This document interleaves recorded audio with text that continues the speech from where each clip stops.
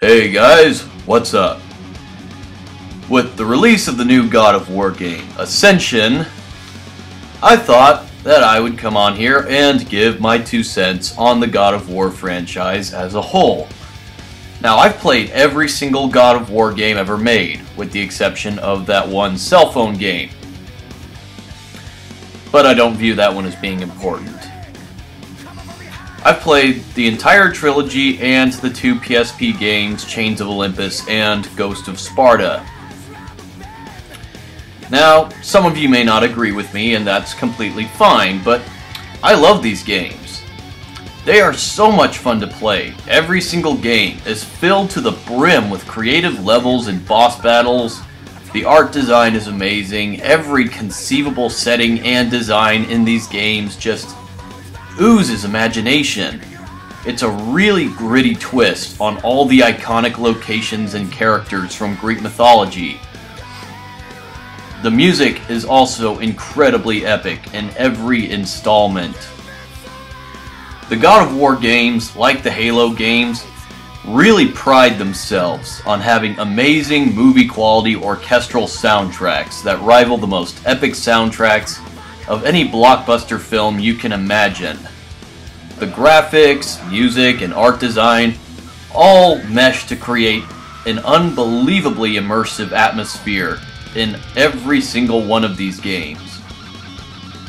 But as much as I love these games, I'd be lying if they said that they were all without fault. One problem I have with these games is that the gameplay style doesn't really change that much from the previous installment. For the most part, it's kind of the same button-mashing affair for every one of the games. But at least they do attempt to mix it up some with, platforming and puzzles and whatnot. But the guys at Sony Santa Monica, the guys who make these games, they really do like to stick with the if it ain't broke, don't fix it mentality, which I can respect. Because every game does have enough variety to never become repetitive or tedious. They do provide enough big breaks from the combat with some puzzles. But the puzzles in these games aren't really the most difficult puzzles I've ever seen. But they do give a nice break from the combat. The biggest gripe I have with the God of War series, though, is the story. With the exception of the original game and the second PSP game, Ghost of Sparta, the storylines in these games kind of suck. I'm sorry, but there's just really no kind way for me to say that the narrative quality of these games really took a nosedive with the release of the second game. In the second game, Kratos starts out as the God of War shortly after having killed Ares in the first game. And he harbors a great disdain for all of the gods, primarily because they refuse to take away the nightmares of him murdering his own family. I'll get into that later on. As the God of War, Kratos carves a brutal path of destruction across Greece, pretty much putting the fear of God, pun intended, into the rest of the gods. His power trip is stopped at Rhodes, where Zeus puts him down like the animal he is, fearing that Kratos might do to him what he did to Ares. Kratos is resurrected by the Titans, who have been lying in wait to exact their revenge on the Olympians. And who it turns out in the third game didn't really care about Kratos and only wanted to use him to rule the world again. The thing is, Kratos is so consumed by anger that all of his rational thinking goes completely out the window and he blindly accepts the Titans' offer. This is one problem with the latter 2 God of War titles. Kratos is always angry all the time, to the point where he is incapable of logical thinking. He never stops to question why he should trust the Titans. And for a guy who only lives for violence and revenge, he sure is a great listener. In the first God of War, wherever there was a cutscene that delivered a bunch of exposition, it all took place in Kratos' head. The memories of his defeat by the barbarians, his pledge to Ares, and the revelation of how he killed his family was all in his mind. He was remembering it, and it was narrated to us. That's one of the many things that made him such a compelling character to begin with in the first game. You slowly learned just how much of a broken man Kratos actually was. In the latter two games, most exposition is given to Kratos from other characters. Gaia and Atlas tell him about the great war between the Titans and the gods. Hephaestus tells him about the key to the flame of Olympus and how it was his daughter and how he loved her. And almost all the time, Kratos' responses to these diatribes of exposition pretty much boil down to, yeah, you know, that's interesting and all, but how does this help me get my revenge and kill Zeus? That is all he ever fucking talks about, especially in the third game. Kratos keeps going on about how he will have his revenge. I will have my revenge. Revenge for what? Zeus murdering you at the beginning of the second game? I would argue that Zeus was completely justified for killing you, because you were doing the exact same bullshit that Ares was doing in the first game. Now, I realize that the reason why Kratos turned into a dick the moment he became a god was because the gods basically refused to take away his nightmares. They did this because, quote unquote, no man or god could ever forget the terrible deeds you have done. We then learn in the second game that Zeus learns from an oracle that one of his own children would overthrow him the same way that he overthrew his father Kronos. This is expanded upon in the Ghost of Sparta game, where we learn that one of Zeus's sons would not only kill him, but destroy all of Olympus as well. And apparently Zeus must have known all along that Kratos was his son, since he kept calling him that in the third game. So my question is, if you are a god, and you have a super powerful son, who may potentially be the destroyer of your entire kingdom, why would you allow him to have nightmares that would cause him to become a violent and psychopathic sob? If Zeus was really that afraid of Kratos like they kept telling us in the third game, don't you think he would have actually put some effort into, oh, I don't know, allowing Kratos some peace of mind? Take away the fucker's nightmares already. It's not like he hasn't worked over 10 goddamn years trying to get that to happen. The way these characters behave in these games continually gets more and more retarded. Not only that, but they throw some major contrivances and plot holes in there as well. At the end of the second game, Kratos accidentally kills Athena, who sacrifices herself to save Zeus. This whole scene is obviously meant to be tragic and sad, but I felt nothing, because we never saw any real relationship between Kratos and Athena. It's melodramatic as hell. And to top it all off, Kratos uses the threads from the Fates to go back in time and recruit the Titans, and then Gaia turns to him and says, "We've been expecting you, Ghost of Sparta." What? What the hell do you mean you were expecting him? What, did Gaia project herself across time and tell her past self that Kratos would be coming to rescue all the Titans? If Kratos could go back that far in time, then why couldn't he just go back to the time he murdered his family and stop himself from doing that? I mean, he did that when he went back in time to kill Zeus, and that didn't really change anything. I mean, he pulled the blade of Olympus out of his own damn corpse. So I don't see how he wouldn't be able to save his wife and daughter. Furthermore, when Athena dies in Kratos' arms, she tells him to his great surprise that Zeus is Kratos' father, even though in a special feature video for the first game, it's explained to us that Kratos learned this before from his dying mother. The funny thing is that the director of the second game, Cory Barlog, said only one thing concerning that featurette: I don't care. This, people, is a clear indication that the people who make the God of War games really don't care that much about storytelling or narrative coherence. Anyways, In the third game, Kratos keeps going on and on about his revenge. And I keep thinking, dude, you just got stabbed in the chest. Let it go already. It's not like you don't find a way to climb out of Hades in every freaking game. Now, one could argue that Kratos is looking for revenge for Zeus destroying Sparta in the second game. But the thing is, Kratos time traveled back to before Zeus destroyed Sparta. So in that case, he's not really looking for revenge for things that Zeus hasn't done yet. Is he trying to prevent Zeus from destroying Sparta? It's never explained.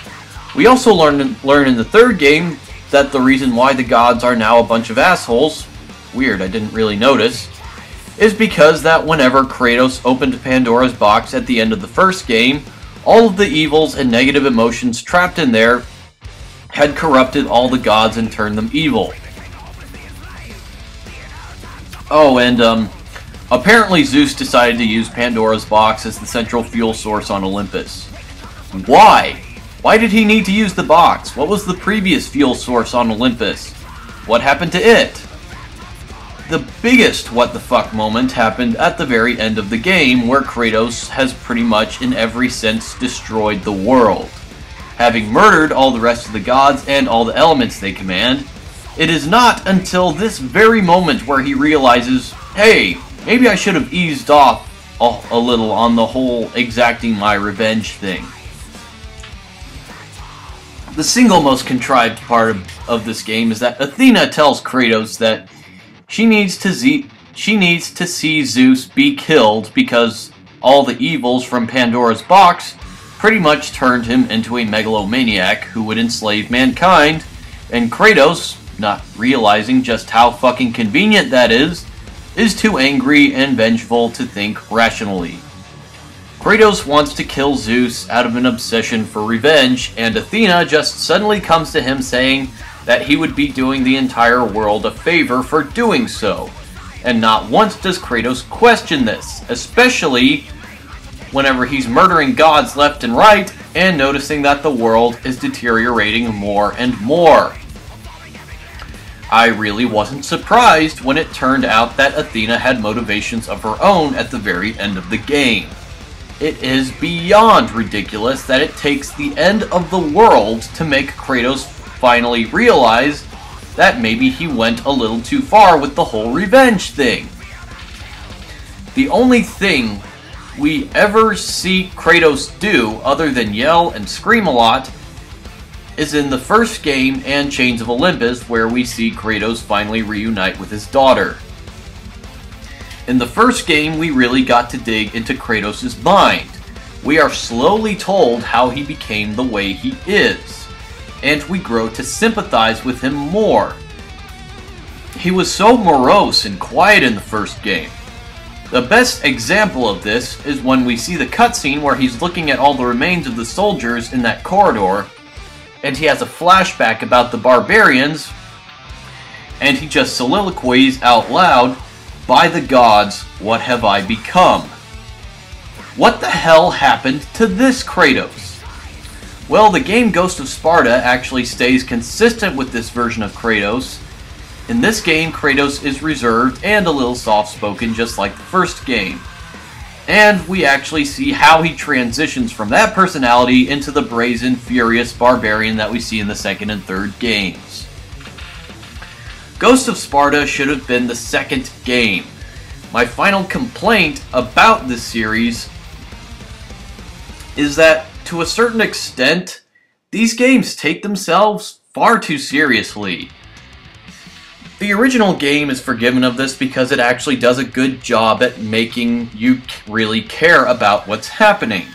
It makes us care about Kratos. It makes us want to see him murder Ares. It just really sucks you in.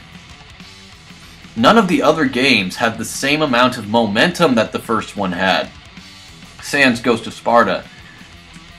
And when that happened, I kind of forgot about the storylines in those games, because they just didn't interest me.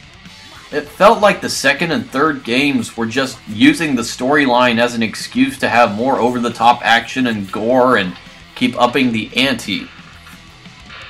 And another thing, when I have no interest in what's happening in the plot, and Kratos' motivations are completely non-existent other than the fact that he keeps spouting out how he will have his vengeance in every other sentence that he utters, all of the attempts at serious drama and disturbing moments just come across as humorous. I'm serious. I see all the cheese and melodrama that these games throw at me and I laugh at it. Most of the time it's just way too unintentionally hilarious. I mean, the dialogue between Kratos and the Sisters of Fate in the second game was so cliched. Not to mention the one between Zeus and Kratos in the game's ending, which boiled down to, "I am stronger than you, Zeus! No, I am stronger! I will show you the true power of a god!" As opposed to Kratos and Zeus exchanging dialogue that makes the fight feel like it has a purpose, and develops their characters a whole lot more. Kind of like the fight between Kratos and Ares, where they both shortly discussed their history together. That was great because it genuinely felt like these two not only knew each other, but hated each other's guts. It was one of the most amazing rivalries ever seen in an action game. Now, even though I've been throwing a lot of fire at these games, I still love playing them. In my opinion, a game can have a completely asinine story, but I can still enjoy playing it.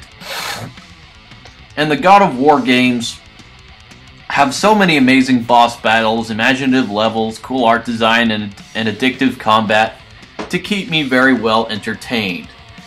As long as you don't pay that much attention to the plots of each game, they are very much worth having. Another thing I love about these games is the behind-the-scenes stuff.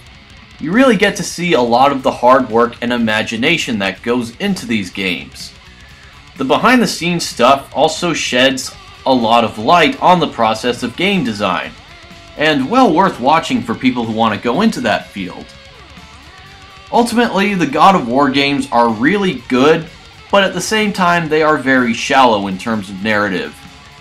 The gameplay goes on for so long that you really end up forgetting the story a lot of the time. Excuse me. But that is not a bad thing in my opinion. These games are epic, fun, have amazing music and atmosphere, and they're some of the most satisfying gaming experiences I've ever had. If you want to play games where you execute famous characters and creatures from Greek mythology in brutal and spectacular fashion, you can't go wrong with the God of War franchise. If you want to collect these games, I recommend the God of War collection for PS3, which includes the first two PS2 games, the Origins collection, which has both the PSP games, and of course God of War 3 and the new title Ascension. Or you could just save up a shit ton of money and buy the one mega collection that has all 5 previous games.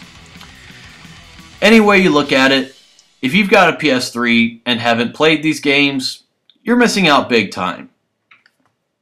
That is my opinion on the God of War series, and this is where I end the video. Excuse me. See you guys later.